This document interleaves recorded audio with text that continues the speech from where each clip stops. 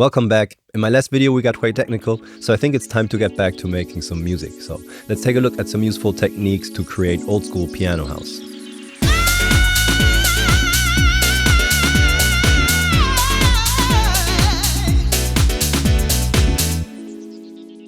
Since we're going to make some piano house, let's start with the piano and take a quick look at these chords, because they're actually kind of simple. There's just two of them. We're starting out with a G flat minor 7.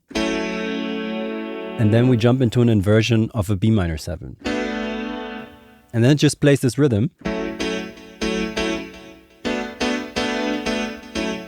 And starts over and keeps looping again and again. I'm not that great at the piano, so what I sometimes do is if I make a new MIDI clip in live, and you can press your chord, for example. If you now press the arrow to the right, it's actually going to draw in your chord. So you can make progressions like this. If you now press the next one, this was the inversion of the B minor 7. We can now draw in this, right? So this is a cool way to get your chords in there quickly. But one downside is that in a way you don't want everything to be perfectly on the grid, and you want some variations, especially also because the transients of your samples all line up. It kind of sounds unnatural and not that nice, and it's kind of nice to spread these transients out to not have this very pokey sound at the beginning. If you want to go for a cool old school type of sound, you obviously need the right piano sound, and it's kind of tough to get your hands on nice old quirky sounding piano, which is why I often end up kind of designing them myself. So I started this one of a CP70 from Arturia as a basis, and then I have this chain of tools in here, which we can take a quick look at how I designed certain house pianos. So this is without the chain.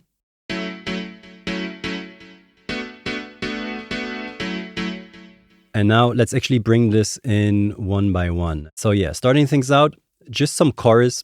Tal chorus, you've probably seen this by now, I mention it all the time, to kind of space things out a little bit. So without, with. So cool chorus sound. And then some phasing, flanging. You can use whatever tool you want for this. It's kind of subtle here, but will just create a bit of movement. Then for saturation, I really like the Abbey Road saturator, because it's really nice to brighten things up and do certain things with the sound. You can use any saturator really, but I like this one for things like that. Let's have a quick listen without. And with. You can already hear how it kind of brings things out a bit. But then my secret sauce, the tool that I really like for piano sounds, chord steps and things, something that's kind of nice to kind of break elements in a way, is the M harmonizer. It's a pretty cool tool, and it has this form and shift option and this sharpness thing over here. Let's just have a quick listen without. With. So for me, this chain can turn pretty much any nice piano sound into something cool, quirky, old school sounding. Obviously, you don't have, or you might not have all these tools. So I actually ended up sampling this. So I played it at a bunch of different velocities and put it into an Ableton rack, actually. If you want to get your hands on this sound, you can head over to my sample shop. I uploaded it over there. Even if you don't use Ableton Live, you find all the samples at the different velocities in there, if you want to throw them in a sampler of your choice. But for Ableton users, there's a project in there and this rack, so you can use this cool piano sound. So yeah, the link is in the description. Feel free to check it out if you feel like it. But enough about the piano. Let's actually jump into the drums.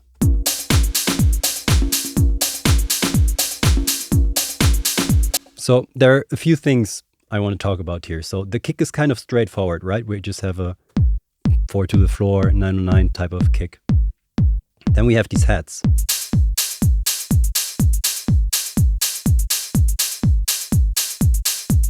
So I usually like to use choke groups and swing and volume variation to create a certain groove. But here, to keep things kind of nice and tidy and have the hi-hats just be this fizzly high-end element, which kind of doesn't grab too much attention. I didn't use choke groups, so the open hats play through all the way. They're not getting choked by the closed hat. And the closed hat is kind of stable. There's not that much groove and volume variation in here.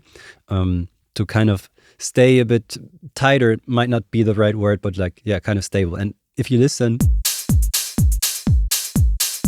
both the hi-hat, the open hi-hat and the closed hi-hat, the open hi-hat actually has 2 layers, but this one is kind of quiet.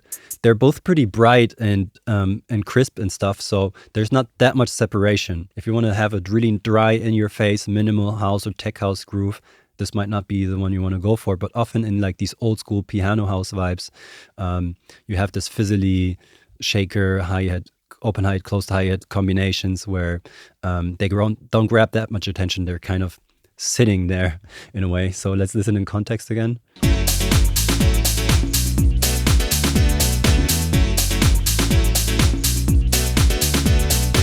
So yeah, let's take a look at the snare. This is kind of a basic clap snare combination.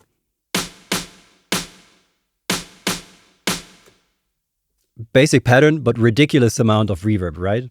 And I know in one of my last videos, I talked about how you should not put reverb on every single track.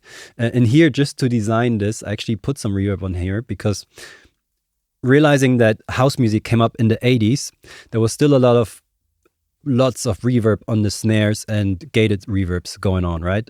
So sometimes, if you want to go for an old school vibe, you might want to use gated reverb techniques on your snares. So what I did here is actually created this little rack where you just have one dry chain and one chain with reverb. Let's just listen to the dry.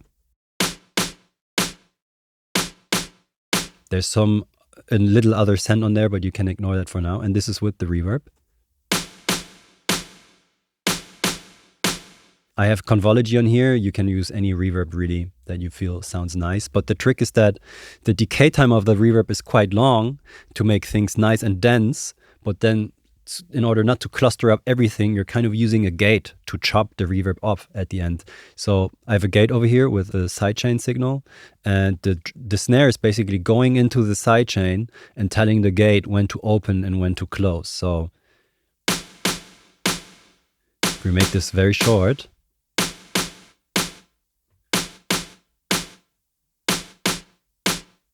this is just a snare. Now the reverb is going on there. We're holding it longer. Basically, I'm making the gate stay open for longer.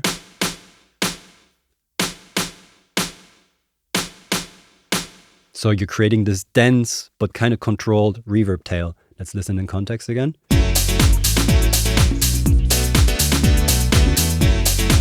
Start it off. Kind of dry. Let's bring it in.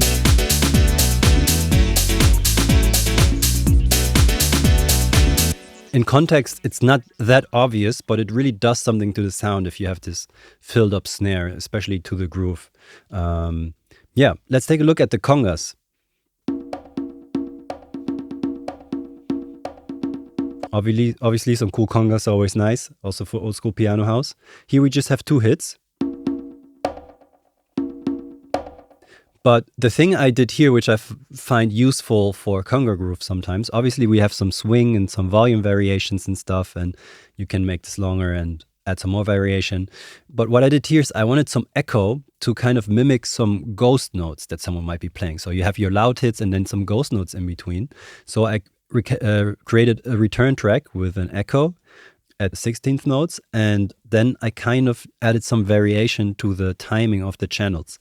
So I pulled the left channel slightly to the front and pushed the right channel slightly to the back, which kind of will drift these two apart, so you have a bit of a stereo effect. So if you listen to that, we have it on return D.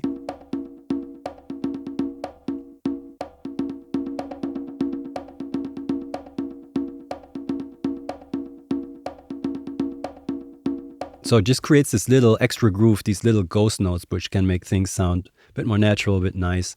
And then we had another delay, which is just like the standard Ableton delay that you have in here, just to add a bit more of stuff lying around in context.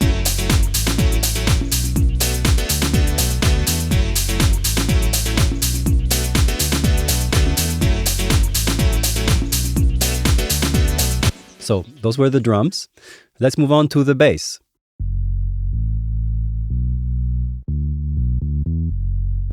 So yeah, this is also a sample from one of my packs, just like a basic house bass sound. I added a bit of saturation with Abbey Road's saturator once again to add a bit of overtones in there. I did a bit of sidechain compression. And then what I did to the bass, which I can also recommend you doing to some of the other samples from my pack, is just to create a little filter envelope. So let's listen to it with the drums.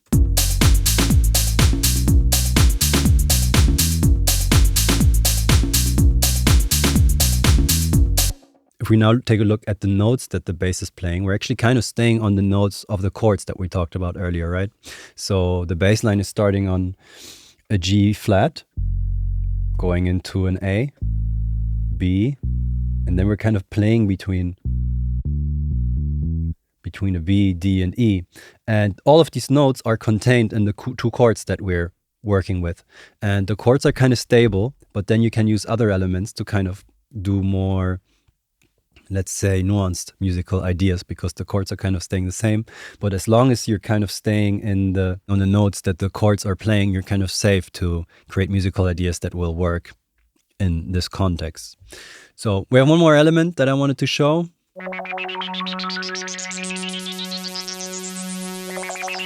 Kind of this pad with some effect sound over there. So a pad sound like this can be like a string in the background, but I wanted to have something more going on. So I found this preset in the M1, which has this nice filter modulation. So this quirkiness,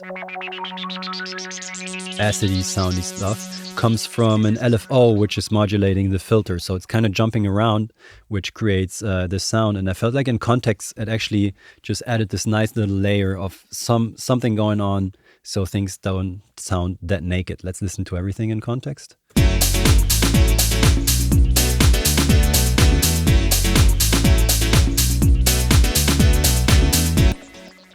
Okay, nice. To bring things together and add a bit of glue, we have these return tracks over here. And this is just a reverb. This is a delay. These two are like the standard in Ableton if you open up a new session. Another reverb from Valhalla, and this echo that we've already taken a look at.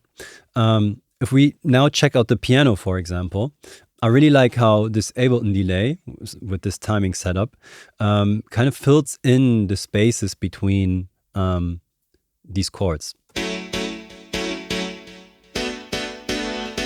This is without the delay. Also nice, but here.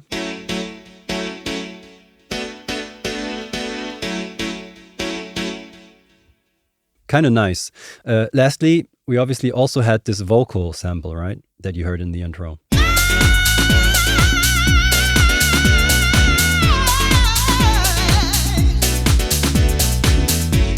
Obviously pretty classic a cappella by Chaka Khan. Some people hate this type of screaming house diva style. Some people love it. I feel like in this context it worked quite nicely.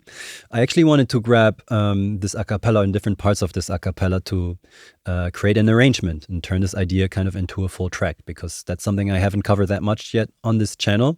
So the next video is going to be on arrangement, some things in general about that topic, and then the one after that I want to jump into arranging this idea into a whole track. So I'm looking forward to see you for that. Also, a really, really big thank you to everyone who checked out my little sample page and bought something over there. Really, really appreciate it.